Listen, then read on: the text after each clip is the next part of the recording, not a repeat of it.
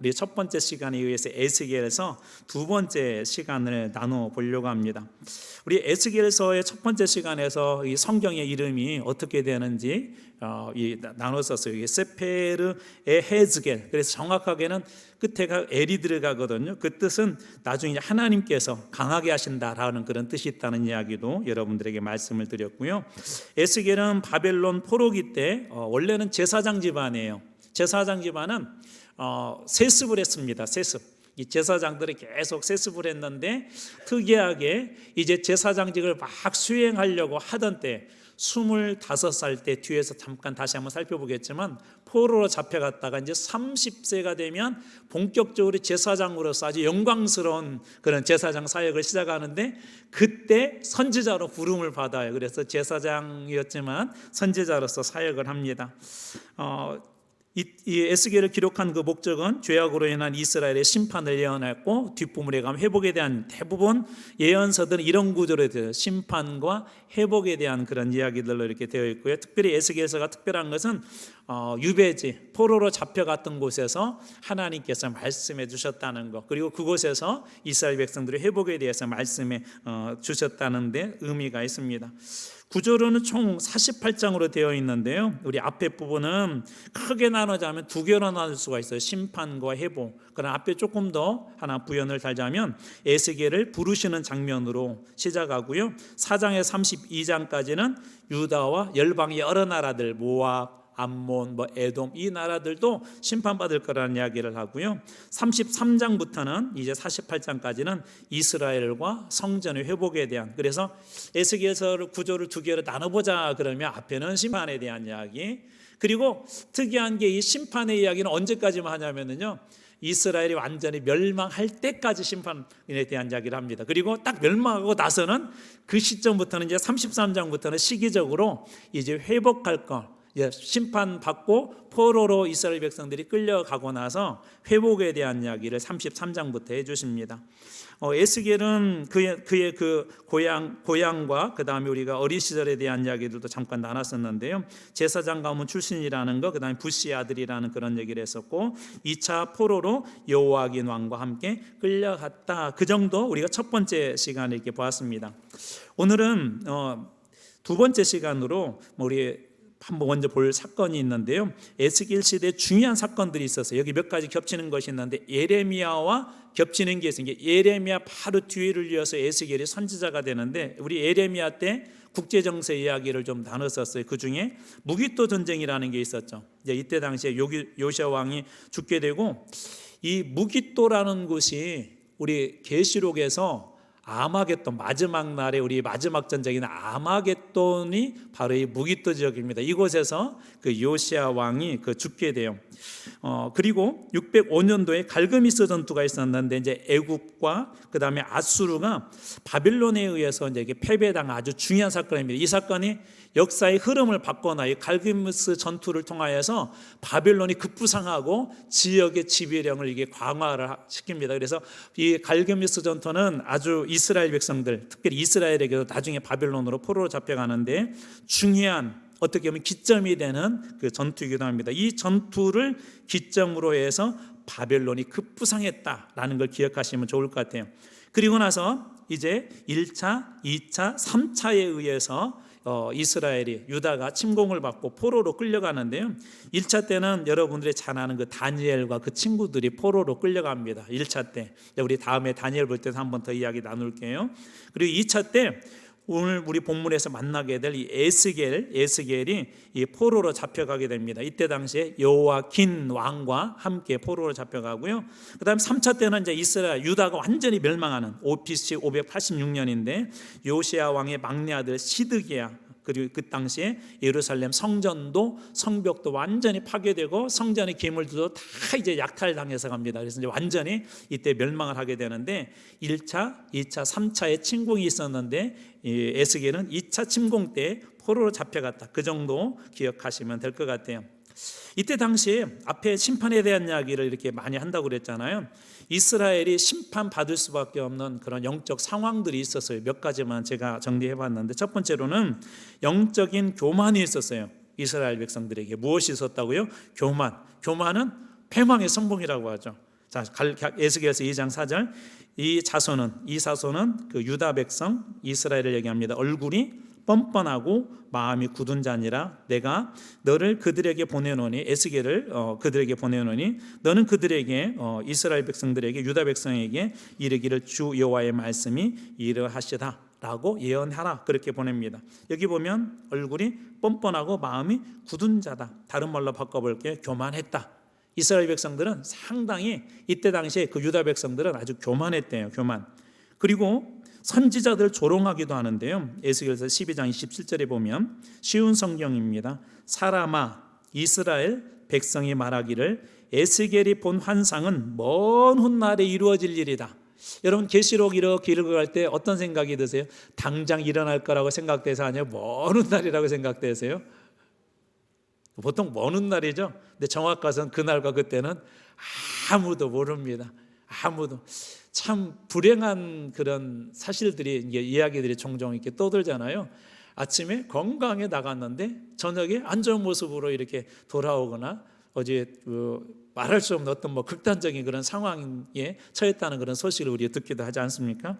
우리 앞날은 아무도 모릅니다. 그런데 에스겔을 통하여 하나님이 직접 말씀해 주셨는데도 뭐라고 그 사람들이 이야기하냐면, 에스겔이 말한 거 그 하나님 말씀 맞는데 먼 훗날 이루어질 일들이야, 아직 아득히 먼 훗날 일이야라고 그렇게 오히려 에스겔을 조롱을 합니다. 그런데 실제적으로 에스겔의 그 예언 때에 이 유다가 멸망을 하게 되죠. 자, 그 다음에 세 번째, 거짓 선지자들이 아주 많이 활약을 했어요. 에스겔서 13장 10절을 제가 현대인 성경을 읽어드리겠습니다. 그들은 내 백성을 유혹하여, 여기는 거짓 선지자들을 이야기하는데요, 평안이 없는데도 평안이 있다고 말하며 내 백성이 엉성하게 쌓아놓은 담 위에 회치를 하고 있다. 내 백성이 엉성하게 쌓은 담, 이 담은 누가 무너뜨리면 무너지겠죠. 담은 보호하는 역할을 하는데 엉성하게 쌓아놓고는 겉에다가 회치를 해서 아무런 문제가 없는 것처럼, 아주 단단한 것처럼 그렇게 꾸몄다는 거예요. 이 거짓 선지자들이 그렇게 이스라엘 백성들에게, 야, 괜찮아, 봐봐, 이 회치로는 이 담 봐봐, 단단하게 아주 튼튼하게 생겼잖아, 괜찮아라고 그렇게 이야기했다는 것입니다. 오늘날도 우리 사이에 두 가지 복음이 있죠. 어떤 사람은 이 복음에 대해서 강하게 그렇게 하다가는 당신 심판받습니다, 그렇게 이야기하는 사람이 있는가 하면, 어떤 사람들은 복에 대한 이야기만 합니다. 그런데 이 두 가지는 항상 긴장감을 가지고 우리 모두에게 다 있어요. 만약에 예를 들어서 복음을 갖다가, 복음을 전할 때 좀 여러분들 거꾸로 게 뭐죠? 여러분들이 복음을 전할 때 상대방이 거꾸롭게 듣는 거, 아니 여러분들이 예전에 예수를 믿기 전에 한번 복음을 들었을 당시를 한번 생각해 보세요. 어떤 게 여러분 막 거꾸롭고 불편하고 그렇죠? 우리 예수 믿으면 쉽게 얘기하면 천국 가고, 믿지 않으면 지옥 간다는 그런 이야기들, 또 우리 모든 사람이 다 죄인이라는 이야기들, 그런 이야기 들으면 여러분 어때요? 듣기 싫죠? 듣기 싫잖아요. 그래서 복음을 살짝 위장을 해서 예수 믿으면 복 받아요, 자손의 복 받아요, 물론 그런 부분들도 있지만, 하나님의 심판에 대한 이야기, 죄에 대한 이야기를 다 빼버리고 예를 들어서 그런 이야기만 하게 되면 그것은 복음이 아니죠. 반쪽짜리 복음도 아니에요. 그건 복음이 아닙니다. 그런데 이스라엘 사람들은, 이 유다 백성들은 이 거짓 선지자들의 이야기를 듣고 그렇게 믿었어요. 지금 막 그들이 마음껏 막 죄를 저지르고 마음껏 지금 악한 일을 하고 하나님의 심판이 지금 곧 막 임할 거라고 이야기를 하는데도 뭐라고 이 거짓 선지자들이 이야기하냐면, 아이 괜찮아, 저것은 먼 훗날 이루어질 일이고, 봐봐, 우리나라 이만큼, 왜 너희들 예배 잘 드리지, 주일날 교회 가지, 주일 성수하지, 헌금하지, 봉사하지, 그러니까 너희 구원받은 거예요. 괜찮아, 그렇게 이야기했다는 거예요. 삶은 엉망인데 몇 가지 사실 가지고 그렇게 했다는 것입니다. 거짓 선지자들이 그렇게 활약을 했어요. 오늘날에도 조심해야 될 것들이 있어요. 우리들 가운데 듣고 싶은 이야기만 이렇게 들으려고 하는 그런 귀들을 버리셔야 합니다. 성경이 말씀하시는 바를 그대로 다 들으셔야 돼요. 그래서 여러분들이 이렇게 설교를 통하여서 말씀을 듣는 것도 좋지만 매일매일 성경과 만나십시오. 하나님께서 여러분에게 말씀하시도록. 하나님은 너무나도 다이나믹하신 분이세요. 그래서 하나님께서는 똑같은 말씀을 가지고도 어떤 사람에게는 찔림의 말씀을 주시고, 어떤 사람에게는 회개의 말씀을 주시고, 어떤 사람들에게는 구원의 말씀, 이 기쁨의 말씀으로 주세요. 그래서 하나님의 말씀을 매일매일 만나서 말씀이 여러분들에게 말씀하시게 해야 돼요. 그 성령님께서 오늘 나에게 분명하게 뚜렷하게 말씀해 주실 때 그때 우리 영혼이 살고 내 삶이 살고 우리의 인생이 달라지는 것입니다. 우리 한국교회에 부흥이 있었을 때 가장 중요한 현상 중에 하나가 뭐였었죠? 모두가 다 하나님의 말씀을 말씀으로 들었다는 거예요. 죄에 대한 회개에 대한 그런 성령의 음성을 주셨을 때 가감없이 사람들 앞에서 죄를 고백하고 하나님 앞에 회개를 하며 사람들 앞에서 철저하게 회개하는 그런 일들을 했어요. 왜 그렇죠? 말씀하신 대로, 말씀이 들려준 그대로 그것을 하나님의 음성을 듣고 그들이 순종했던 것입니다. 그래서 오늘 이 시대에 중요한 것 중에 하나가 뭐냐면 거짓 선지자들이 판을 치지 못하도록 하나님의 말씀이 여러분들에게 말씀이 되어 역사하시도록 여러분 이렇게 정상적인 교회들, 이단 교회 말고요, 또 여러분들 무엇보다 더 중요한 건 하나님의 말씀과 매일매일 묵상하면서 만나십시오. 묵상하면서. 제가 저희 교회 와서 아까 우리 그 성경 목록과도 잠시 이렇게 불렀지만 여러분들하고 하고 싶은 것이 하나가 있어요. 성경 66권을 여러분에게 다 한번 가르쳐 보는 거예요. 근데 여러분 몇 권이나 배우셨어요 혹시? 제가 최근에 보니까는요, 신약은 2권 빼고 다 했더라고요. 별로 안 놀라시네요. 3, 9, 27 신약이 몇 권이죠 그럼? 27권이니까 25권을 벌써 했더라고요. 25권. 근데 언제 했냐 그러시죠? 언제 했냐? 공예배 때 보통 하고 또 새벽기도 때 매일매일 하거든요. 그래서 여러분들이 만약 매일매일 새벽기도 힘드시면은 오늘 제가 QR코드 일부러 올려드렸어요. 거기를 보시고 매일매일 데일리 브레이드를 받아보세요. 하나하나 읽어가면서 그 속에 주시는 그 말씀들을 여러분 묵상해 보시고, 또 우리 365 1년 1도 하잖아요. 너무나도 이 드라마 바이블이 좋은 게 그냥 읽는 것보다 거기 있는 성우분들이 역할들을 너무 잘해주세요. 생생하게 이렇게 말씀이 들려옵니다. 나는 읽기 힘들어 그러면 그 드라마 바이블을 그냥 켜놓기만 하세요. 그러면서 귀로 들으세요. 제가 아는 어떤 분은 매일매일 출근하면서 2번, 3번 그 말씀을 들어요. 2번, 3번. 그때 성령님이 우리에게 주신 음성들이 있어요. 직분에 대해 주실 수도 있고 내 삶 형편에 대해 주실 수도 있고, 그래야 여러분 거짓 선지자들이 감히 거짓된 말로 우리를 유혹하지 못합니다. 그래서 이 에스겔 시대 당시에 이런 이유가 뭐죠? 하나님의 참된 말씀을 다 부정하고 다 빼버리고 에스겔 같은 참된 선지자들이 이야기하면 어느 날 이야기라고 하고 거짓 선지자들이 이야기는 귀에 솔깃해서 우리 괜찮대. 그러니까 그냥 이 정도 예수 믿어도 돼. 이 정도 우리 신앙생활 해도 돼. 그렇게 한 사람들이 많았다는 것이며 결국 이스라엘은 그것 때문에 멸망하게 되죠. 그 다음에 네 번째로 에스겔 시대 영적 상황 하나를 더 추가해서 보자면 지도자들도 타락하고 하나님의 성전도 타락을 했대요. 뒤에서 한번 보겠지만 한번 여기서 한 절만 더 볼게요. 에스겔서 8장 6절. 그가 또 내게 이르시되 인자야. 에스겔에 많이 나온 표현 중에 인자라는 그런 표현이 있다고 그랬죠. 이스라엘 족속이 행하는 일을 보느냐. 에스겔에게 지금 하나님이 물어보는 거예요. 하나님께서 야, 이스라엘 족속이 행하는 일을 네가 봤냐? 그들이 여기에서 크게 가증한 일을 행하여 하나님 보시기에 싫은 일, 해서는 안 되는 일. 여기는 어딜까요? 성전이죠. 하나님의 성전에서 하나님 앞에 해서는 안 되는 그런 일들을 해서 나로 내 성소를 멀리 떠나겠다. 여러분 성전은 하나님이 계시는 곳인데요, 우리 뒤에서도 이것도 한번 볼게요. 하나님께서 성전에서 멀리 떠나셨대요. 성전에서 가증한 일, 하나님을 예배해야 되는데 하나님을 저 멀리 밀어내버리고 우상들을 이들이 예배하기 시작했죠. 다시 다른 큰 가증한 일을 보리라. 무슨 얘기냐면 가증한 일을 해가고 있는데 더 큰 가증한 일을 그 성소 안에서 하겠대요. 지도자들과 그리고 그 성전이 얼마나 타락했는지를 볼 수가 있는 것이죠.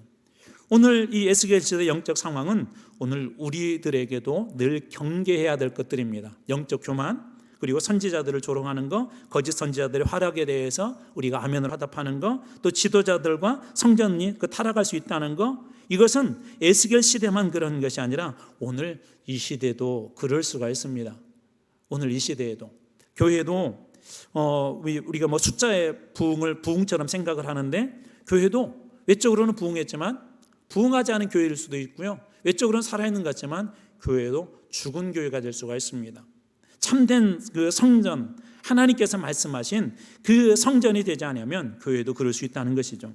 이 에스겔 시대 영적 상황은 오늘 우리 시대하고도 닮아있는 많은 그런 부분들이 있습니다. 여러분들 어떠세요? 과거에 비해서. 오늘 오전에도 우리 이제 금식에 대한 이야기를 했는데 예전에 저부터 우리 여기 권사님들, 우리 장로님들, 우리 집사님 예전에 금식 많이 하셨죠. 기도원에 가서 정말 부르짖고 정말 많이 했거든요. 뭐 하루 금식, 뭐 3일 금식, 어떤 분은 40일 금식을 막 몇 번 했다고 그럴 정도로 옛날에 정말 금식 많이 했거든요. 하나님 앞에 부르짖고 내 인생의 문제를 거기서 해결하려고 정말 하나님 앞에 매달리며 그렇게 어느 순간에 기도도 많이 사라졌어요. 교회에서 기도하는 거 참 그래도 감사한 건 저희 교회는 가만히 제가 이렇게 보면은 저녁 때 퇴근하면서 와서 기도하고 가시는 그런 분들도 계시고, 오전에 출근하기 전에 와서 기도하고 가시는 그런 분들도 계시고, 또 교회가 큰 길가에 있고 또 예쁘다 보니까 가끔 모르는 분들도 오세요. 그래서 웬일로 오셨어요? 그러면 목사님 혹시 제가 다른 교회 다니는데 좀 기도하고 싶은 그런 마음이 있어서 그러는데 잠깐 좀 기도하고 가면 안 될까, 그런 말씀을 하신 분들도 계세요. 지나가다 다른 교회 성도님들도 어떤 그런 마음을 주실 때 와서 이렇게 기도도 하고, 그래도 뭐 24시간 아니지만 많은 분들이 이렇게 기도하세요. 여러분 잘 아시다시피 또 우리 3층 위에 4층에 가면은 기도실이 있는데 또 그곳에서 기도하시는 분들이 계세요. 평일 때도 그렇고 또 특별한 때 와서 기도하시는 분도 계세요. 교회가 그렇게 늘 기도가 살아있고 말씀이 살아있고 또 하나님께서 주신 은혜 속에 매달려고 하는 그런 사람들이 있는 그런 교회들이 정말 살아있는 교회 아닐까요? 저는 여러분들에게도 한번 그런 부분들도 한번 도전하고 싶습니다. 오늘 오전에 우리가 선교적 교회 하면서 중요한 게 성령 충만이었었는데, 우리 어떻게 성령 충만할 수 있을까요? 기도 없이 성령 충만할 수 있을까요? 하나님 말씀 없이 성령 충만할 수 있을까요? 아니 성령 충만 없이 부흥할 수 있을까요? 우리 내년에 40주년이라고 우리 늘 기도하시더라고요. 우리가 40주년을 위해서 도대체 여러분은 개인적으로 뭘 준비하고 계세요? 40주년에 대해서 여러분들이 정말 새롭게 하나님 앞에 드리고 싶은 것들이 무엇이 있어요? 여러분의 신앙에 새로운 어떤 도전과 비전을 갖고 계세요? 우리 교회는 무엇이 있나요? 이 문제 놓고 정말 기도하셔야 돼요. 그냥 40주년이라고 해서 그냥 지나가는 40주년이 아니라 우리 교회에 뭔가 한번 바꿀 수 있는 저는 중요한 기회라고 생각합니다. 방금 설명드렸던 에스겔 시대 영적 상황들은 죄송한데 우리 안에도 있어요. 제 안에도 있습니다. 이런 부분들을 철저하게 우리가 털어내고 이 40주년을 맞이하고 새롭게 출발하지 않으면 우리 교회는 그냥 이렇게 갈 거예요. 그냥 이대로 가게 되면 어느 순간에 점차적으로 평균 연령대가 올라갈 거예요. 그래서 참 감사한 게 최근에 우리 아이들도 많이 이렇게 오기도 하고 우리 청년들도 오기도 하고, 또 오려만 하더라도 제가 기억하기로 한 3가정 정도가 지금 이렇게 출산 예정이 되어져 있어요. 참 감사한 건 우리 젊은 분들도 여기저기에서 이렇게 오시기도 하고 교회가 점차적으로 이렇게 좀 젊어지고 있는 그런 모습을 봐요. 근데 그것 가지고는 부족해요. 더 중요한 건 뭐냐면 여기 계신 여러분들이에요. 저는 여러분들이 정말 하나님의 영에 사로잡혔으면 좋겠어요. 하나님 말씀을 읽을 때마다 막 이 눈에서 눈물이 나고 내 가슴이 쿵쾅거렸으면 좋겠어요. 하나님 앞에 힘들고 어려울 때마다, 주님 앞에 무릎 꿇을 때마다 주님 오셔서 여러분에게 똑똑하게, 여러분 귀 속에 주님께서 말씀하시는 그 음성들이 똑똑하게 들려졌으면 좋겠어요. 여러분 그럼 어떻게 해야 될까요? 우리 안에 있는 이런 영적 교만들, 우리 안에 있는 이 거짓 선지자의 그런 것에 아멘으로 화답해 이 모든 것을 다 벗어버리고 하나님 말씀이 내 삶 속에 하나님 말씀이 되도록 하나님에 매달려 봐야 되지 않겠습니까? 에스겔서를 통해 주시고자 하는 중요한 은혜 중에 하나가 바로 이런 것들입니다. 저는 우리 교회도 하나님께서 새 영, 새 마음을 주셔서 다시 살아나게 하시는 그런 놀라운 축복이 있게 될 줄로 믿습니다. 이걸 보여주시기 위해서 에스겔서에 몇 가지 환상이 나오는데 오늘 그 중에 몇 가지만 한번 살펴보려고 해요. 에스겔서가 왜 어렵다고 그랬죠? 기억나는 한 가지만 한번 얘기해 보세요. 여러분 지난 시간에 했던 것 중에 에스겔서가 왜 어렵다고 그랬죠? 요한계시록처럼 이렇게 환상이 많고요, 상징적 행위들이 많아요. 이게 막 의미가 이해가 안 되는 그런 것들이 많아요. 오늘 그 중에 특별히 환상 몇 가지만 한번 살펴보도록 하겠습니다. 첫 번째로 네 생물 환상인데요, 요한계시록 4장에도 이 장면이 똑같이 등장해요. 에스겔 1장 4절 5절에 보면 내가 보니 북쪽에서부터, 자, 한 가지 질문해 볼게요. 지금 에스겔이 이 말씀을 받은 곳은 유다 땅인가요? 바벨론 땅인가요? 그죠? 바벨론 땅이라는 여러분이 기억하고 계셔야 돼요. 바벨론 땅에서, 자, 그발 강가에서 보십시오. 자, 내가 보니 북쪽에서부터 폭풍과 큰 구름이 오는데 그 속에서 불이 번쩍번쩍하여 빛이 사방에서 비치며 그 불 가운데 단 쇠 같은 것이 나타나 보이고 그 속에 네 생물의 형상이 나타난데 그들의 모형은 이러하니 그들에게 사람의 형상이 있었다. 그리고 이 네 생물의 형상은 1장 10절에 보면 이런 모양이었대요. 그 얼굴들의 모양은 넷의 앞은 사람의 얼굴이요. 무슨 얼굴이라고요? 사람의 얼굴. 그 다음에 오른쪽은 무슨 얼굴이죠? 사자의 얼굴이고, 그 다음에 왼쪽은 소의 얼굴이고, 그 다음에 뒤쪽은 독수리의 얼굴을 하고 있다. 좀 특이하죠? 저를 치자면 이 앞에, 옆에, 이 뒤에가 그런 얼굴을 이렇게 하고 있다는 거예요. 사람은 여기에서 지혜를 상징하고요, 사자는 힘을 상징합니다. 그리고 소는 충성을 상징해요. 그리고 마지막으로 독수리는 어떤 민첩함을 상징해요. 이게 요한계시록 4장에도 나와 있습니다. 그리고 이 영광과 형상은 무엇을 나타내냐면 1장 28절에 보면 그 사방의 광채의 모양은 비 오는 날 구름이 있는 무지개 같으니, 비 오는 날 구름이 있는 무지개 같으니 여호와의 영광의 형상의 모양이라. 무슨 모양이라고요? 여호와의 영광의 형상의 모양이라. 내가 보고 엎드려 말씀하신 이의 음성을 들으니라. 하나님의 영광 앞에 에스겔이 어떻게 했대요? 엎드렸대요. 우리는 뭐 그 정도까지는 못하지만 여러분들에게 말씀을 들을 때마다 여러분의 심령이 엎드리시길 주님 앞에 축원합니다. 그럴 때 하나님의 영광이 우리 가운데 임하는 거예요. 나를 존귀 여기는 자를 주님 어떻게 여기든 나를 존귀 여기는 자 내가 너를 존귀하게 여기다, 그렇게 말씀하십니다. 자, 두 번째, 타락한 성전의 환상이에요. 8장에서 10장까지 나오는데 8장 5절 보십시오. 자, 어떤 모양의 이 성전인데요, 성전이 이렇게 타락했대요. 한 절 한 절 제가 읽어드릴 테니까 어떤 모양인지 한번 보십시오. 5절, 그가 내게 이르시되 인자야 이제 너는 눈을 들어 북쪽을 바라보라 하시기로, 내가 눈을 들어 북쪽을 바라보니 제단 어귀 쪽에 자 무슨 우상이 있더라? 질투의 우상이 있더라. 자, 이 질투의 우상의 특징은 무엇일까요? 네, 질투하게 하는 거죠. 질투의 우상이 있었대요. 또 10절 볼게요. 내가 들어가 보니 자 각양 곤충과 가증한 짐승과 이스라엘 족속의 모든 우상을 그 사방 벽에 그려놓고, 지금 여기가 어디라고요? 지금 여기가 어디예요? 이 8장의 배경이 어디예요? 성전이죠. 근데 성전에 보니까 여기 각양곤축도 마찬가지고 가증한 짐승도 마찬가지고 이스라엘 족속의 모든 우상을 어디에다 그려놨대요? 성전 안에다 지금 그려놨대요. 성전 안에 모든 우상들이 지금 다 들어와 있는 거예요. 또 11절 보십시오. 이스라엘 족속의 장로 중 오늘날 장로하고는 틀려 지도자로 보시면 돼요. 자, 70명이 그 앞에 섰는데 그 앞은 어딜까요? 우상들 앞이겠죠. 사반의 아들 야하샤냐도 그 가운데 섰고 각기 손에 향로를 들었는데 향연이 구름같이 오르더라. 하나님을 예배하듯이 이 70명의 장로들이, 이스라엘의 지도자들이 우상 앞에 섰대요. 원래는 하나님 앞에 드려야 할 것인데 우상 앞에서 이들이 앞장서서 소위 우상질을 하는 거예요. 14절 보십시오. 또 그가 나를 데리고 여호와의 전으로 들어가는 북문에 이르렀는데 거기서 보니까 거기에 여인들이 앉았대요.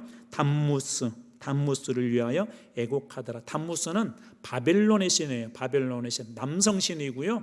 이건 풍요의 신입니다. 풍요의 신.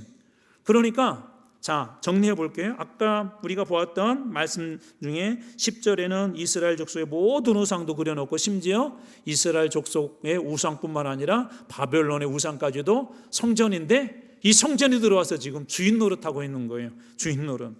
타락한 성전에 그런 환상을 하나님께서 보여주신 것이죠.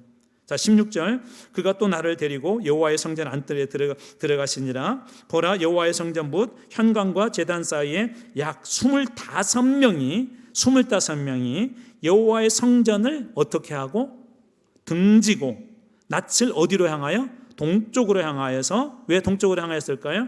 동쪽에 그렇죠, 태양에게 예배하기 위해서. 태양을 신으로 섬기는 그런 이 고대 근동의 나라들은 많이 있죠. 애굽도 마찬가지고 바벨론도 마찬가지고 많은 나라들이 이 태양을 그 신으로 섬기지 않습니까? 근데 특이한 표현이 뭐예요? 여호와의 성전은 등지고 동쪽을 향하여서 태양을 향하여서 이들이 예배했다. 하나님에 대해서는 등지고 우상에 대해서는 예배하고. 오로지 예배받을 분은 누구밖에 없어요? 하나님 한 분밖에 없지 않습니까? 참고로 구약에 나와 있는 대부분의 우상들의 특징을 만약 저보로 한 단어로 한 문장으로 요약하라 그러면 우상들은 다 풍요의 신들입니다. 풍요의 신들. 무슨 신들이라고요? 풍요의 신들이에요. 이 자칫 잘못하면 우리 하나님도 어떻게 섬길 수 있어요? 풍요의 신으로 섬길 수 있죠. 이들은 이게 하나님을 이스라엘 사람들이 거부한 건 아니고요. 하나님도 그냥 그 신들 중에 하나 정도로 섬기고 있었던 거예요. 제가 여러 번 얘기해요. 중국 사람들은 이게 막 절이나 그런 데 가도 붙여만 있는 게 아니라 다양한 신들이 있어요. 그 신들을 다 가서 막 분양하고 절하고 빌고 그렇습니다. 그 신들 모두 특징이 뭐냐면 다 풍요의 신이에요. 풍요하게 하고 건강하게 하고 출세하게 하고 성공하게 하고. 여러분 복음은 그런 측면들도 있지만 그것은 진짜 복음은 아니죠. 우리 예수를 믿으면서도 이런 부분들을 만약 우리가 이렇게 예수를 섬긴다면, 예수를 믿는다면, 예수님을 예배한다면 그것은 우상에게 절하는 거하고 똑같습니다. 예수님은 그 이상이죠. 예수의 복음은 이 세상에 주는 평안을 얘기하는 게 아니에요. 예수의 복음은 우리의 마음에 가짜로 평안하다 그런 게 아니에요. 예수의 복음은 우리로 하여금 영원히 구원받지 못할 우리로 하여금 지옥에서 천국으로, 죄와 사망에서 영원한 생명으로, 사망의 법에서 생명의 법으로 옮기는 그것이 복음이지, 방금 말씀드린 이런 것들은 하나님께서 우리에게 부산물로 주실 수는 있어요. 하나님께서 모든 사람에게 다 부를 허락하거나 모든 사람의 건강을 허락하는 건 아니에요. 그러나 공통적으로 우리가 꼭 받아야 될 것이 그것은 예수 그리스도의 복음입니다. 예수 그리스도의 복음. 그런데 이 사람들은 하나님의 그런 모든 것들은 다 빼버리고 그렇게 우상을 섬겼는데, 풍요, 그 다음에 성공, 마음의 평안, 그런 것들을 위해서 우상의 신을 섬깁니다. 그 결과 어떻게 됐죠? 에스겔서 10장 18절에 오면 한번 보십시오. 여호와의 영광이 성전 문지방을 떠났다. 여호와의 영광이 성전을 떠났대요. 그럼 여러분 한번 상상해 보세요. 내 집은 만민이 기도하는 집이다 그렇게 얘기했고, 예수님은 나는 그 성전에 이 교회의 머리시다 그렇게 이야기를 하셨어요. 그런데 예수님이 안 계세요. 교회 안에 하나님이 안 계세요. 하나님이 교회를 떠나신 거예요. 하나님께서 교회를 떠난 거예요. 자, 그렇다면 그것을 교회라고 할 수 있을까요?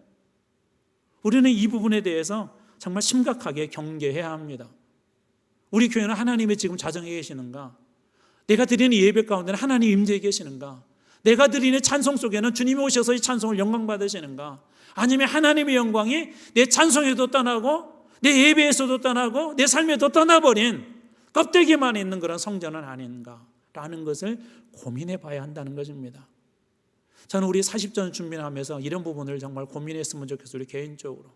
혹시 하나님을 떠나서 신앙생활을 잘하고 있는 것 같은데 혹시 하나님을 떠나서 껍데기로만 신앙생활하는 그런 분들이 있으면 우리 이번 40주년에 다 해보겠으면 좋겠어요.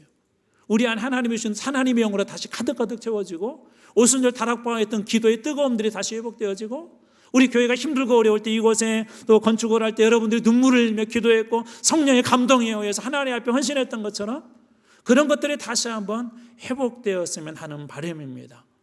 그래서 하나님께서 다 보여주신 거예요. 이스라엘의 추악함들을. 언제 부흥이 일어나죠? 진짜 부흥은 어디서 일어나냐면요, 하나님께서 이것을 깨닫게 하실 때 깨닫는 사람이에요. 내가 이렇게 죄인이었구나, 내가 죽을 수밖에 없는 이런 죄인이었구나, 그걸 하나님께서 보여주실 때 그것을 깨닫는 곳에 진짜 부흥이 일어나는 거예요.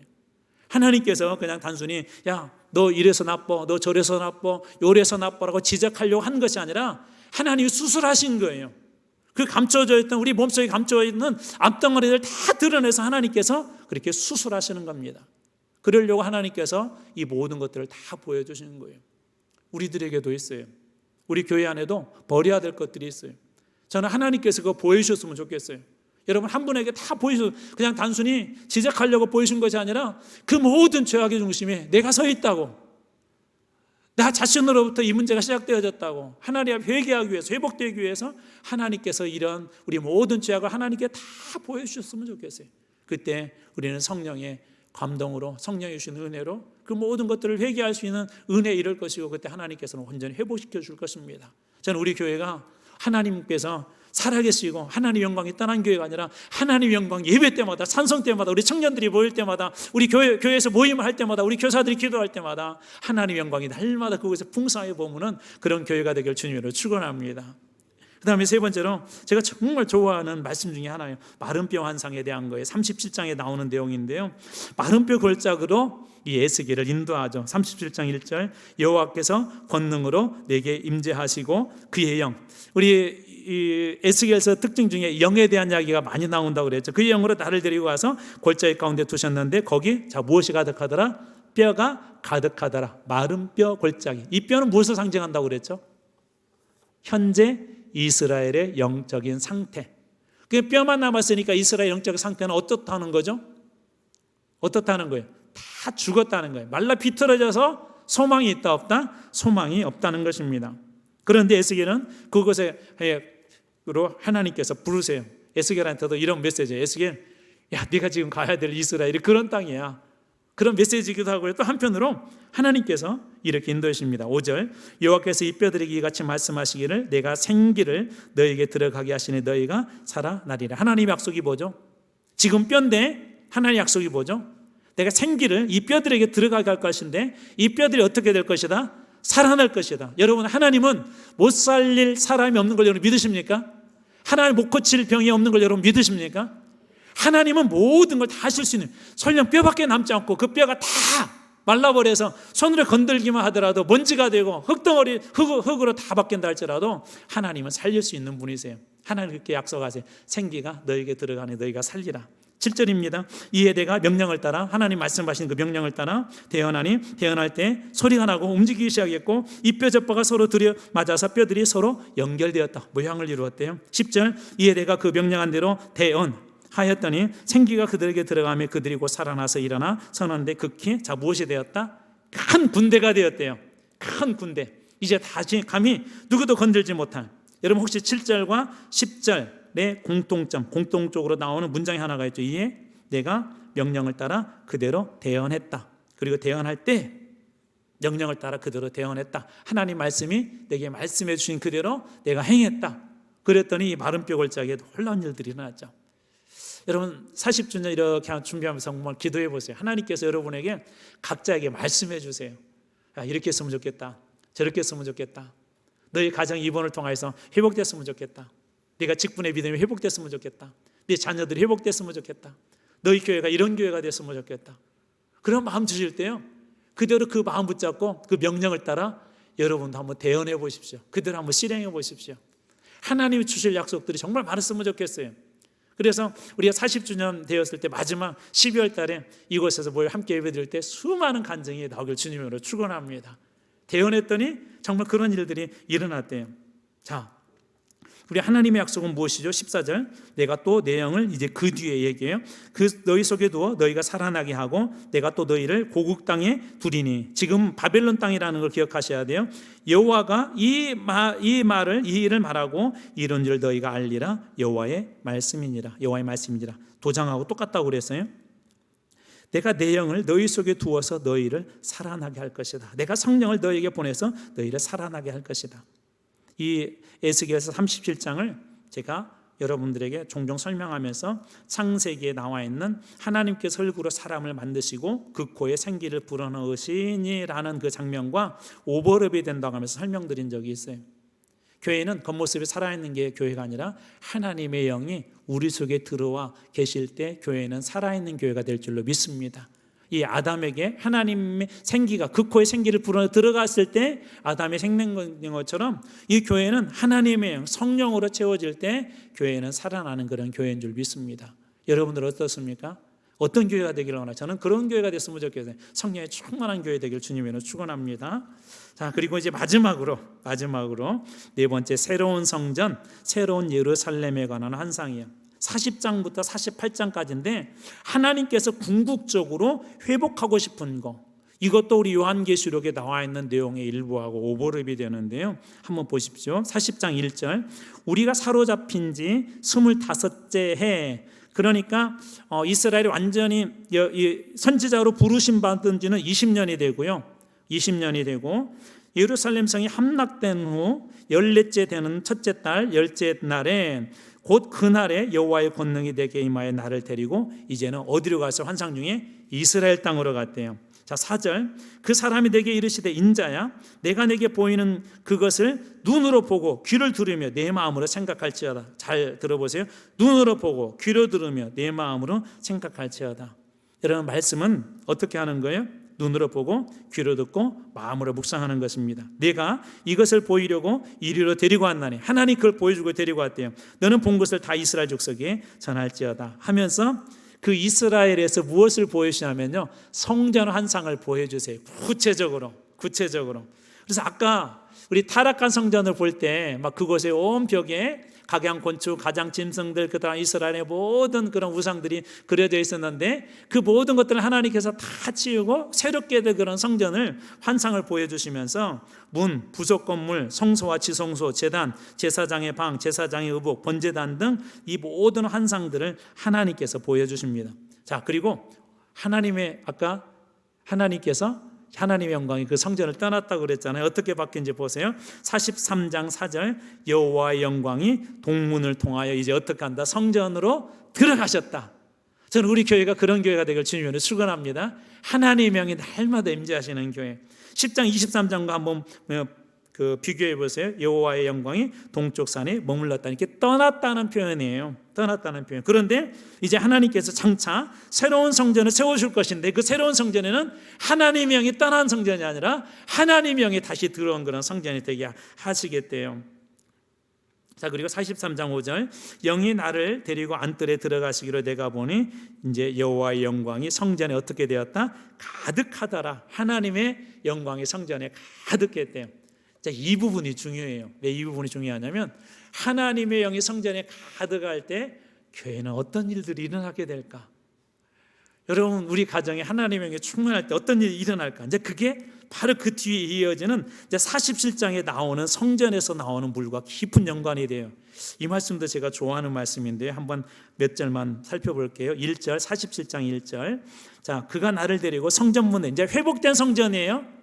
이게 타락한 성전이 아니라 회복된 하나님께서 하나님의 영광 임재하시고 하나님께서 새롭게 회복된 그 성전입니다. 새롭게 회복된 성전. 저는 이 47장의 말씀이 이 47장에 나온 약속이 우리 교회에 됐으면 좋겠어요. 한번 그런 심정으로 한 절 한 절 몇 절만 한번 볼게요. 47장 1절. 그가 나를 데리고 성전문에 이르니 성전 앞면이 동쪽을 향하였는데 자, 그 문지방 밑에서 우리 교회로 상상해 보세요. 우리 교회로 그다음 저 앞에 그 자동문 정도 될 것 같아요. 자, 한번 잘 상상해 보세요. 문지방 밑에서 물이 나와 동쪽으로 흐르다가 성전 오른쪽, 제단 남쪽으로 흘러내리다 물이 졸졸졸 이 성전 문에서 이렇게 흘러나왔대요.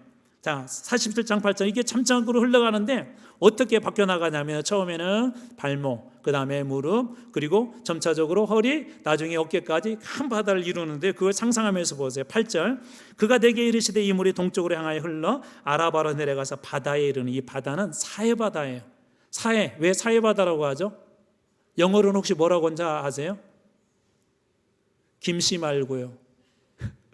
데드시라고 그러죠. 죽은 바다. 자, 근데 이거 보세요. 흘러내리는 물이 그 바다의 물이 어떻게 될 것이나 되살아날 것이다라고 해요. 되살아날 것이다. 지금 어디서 흘러나온 물이죠? 성전에서 흘러나온 물이 사해까지도 살립니다. 생명의 바다로 바꿔요. 여러분, 우리 이런 교회 됐으면 좋겠어요. 우리 교회에서 흘러넘친 은혜가 우리 지역 사람들에게 살렸으면 좋겠어요. 죽은 영혼들에게 회복됐으면 좋겠어요. 자, 9절 이 강물이 이르는 곳마다 번성하는 모든 생물이 살고 또 고기가 심히 많으리니 이 물이 흘러감으로 바닷물이 되살아나겠고 이 강이 이르는 각처의 모든 것이 어떻게 될 것이다? 살 것이다. 저는 우리 교회가 이런 교회 될 줄로 믿습니다. 또 10절 이 강가에 어부가 설 것이니 엔게디에서부터 에글라임까지 그물을 치는 곳이 될 것이라 그 고기가 각기 종류를 따라 큰 바다의 고기같이 심이 많을 것이다. 11절 그 짐벌과 갯벌은 되살아나지 못하겠지만 소금 땅이 될 것이고 12절 강 좌우의 가에는 각종 먹을 과실나무가 자라서 그 잎이 어떻게 시들지 않는데 열매는 어떻게 된다고요? 끊이지 않고 달마다 어떤 열매를 맺어요? 새 열매를 맺고 그 물이 어디에서 나오기 때문에? 성소에서 나오기 때문에. 무슨 얘기일까요? 하나님의 성전으로부터 받은 은혜, 그 은혜가 머무는 곳마다 어떻게 되는? 되살아나리라. 다시 살아나리라. 저는 여러분 가정이, 여러분 기업이, 여러분이 이곳에서 하나님과 예배드리고 흘러넘치게 한 그 은혜의 강이 여러분 가정에도, 여러분 자녀에도, 여러분 일터에도 흘러넘쳐서 다 되살아나게 되는 그런 놀라운 축복이 있게 될 줄로 믿습니다. 그리고 47장 12절 뒷부분에서 그 열매는 먹을 만하고 저는 이 말씀도 은혜가 되더라고요. 잎사귀는 뭐가 될 것이다? 약재료가 될 것이다. 하나도 이게 성전에서 흘러나온 그 문을 통하여서 좌우에 막 이렇게 나무들이 잘 자랐는데 그 과일나무 열매도 막 새들도 많이 와서 깃들고요. 또 그 과일나무 열매도 풍성하게 거둘 뿐만 아니라 심지어 잎사귀조차도 사람들을 살리는 약재로 쓴대요. 약재로. 잎사귀들이 누군지 한번 스스로 한번 여러분 지정해 보세요. 우리들도 잎사귀에서 오늘 이 자리에도 아마 잎사귀 있을 것 같아요. 우리 어린아이들이 될 수도 있고 이제 신앙이 막 자라는 그런 분들도 있을 것 같아요. 그런 분들까지도 하나님께서 귀하게 쓰신다는 것입니다. 자, 그리고 이렇게 성전이 회복되자 이제 성도 회복이 되거든요. 마지막 48장 35절. 이건 같이 한번 읽어볼게요. 같이 한번 읽어. 자, 성전이 회복되니까 성도 회복이 돼요. 같이 볼게요. 48장 35절. 자, 시작. 그 사방의 합계는 18,000척이라 그날로는 그 성읍의 이름을 여호와 삼마라 하리라. 여호와 삼마 무슨 뜻이죠? 여호와께서 거기 계시다. 저는 우리 한마음교회가 살아나게 될 때, 물론 지금도 뭐 좋지만 지금은 하나님께서 다 살아나도록 하나님의 영을 부으시고 하나님께서 은혜를 베풀어 주시고 이 성전에 하나님의 영이 날마다 임재해 주시고 우리의 찬송 중에 예배 중에 이런 하나님의 놀라운 은혜도 우리 가운데 임하게 될 때 우리 한마음교회를 통해 우리 광주도성도 살아나게 될 줄로 믿습니다. 광주에도 하나님이 계시다. 우리 한마음교회 때문에 그런 교회, 그런 도성이 될 줄로 믿습니다. 저는 그 일에 여러분 모두가 다 쓰임받길 주님으로 축원합니다. 여러분 가정이 여호와 삼마가 되십시오. 우리 여기 있는 청년들이 여호와 삼마가 되십시오. 우리 장년들, 우리 특교리 직분자들이 여호와 삼마가 되십시오. 여호와께서 여러분과 함께 계십니다. 여호와께서 우리 교회와 함께 계십니다. 여호와께서 우리 광주와 함께 계십니다. 기도하겠습니다.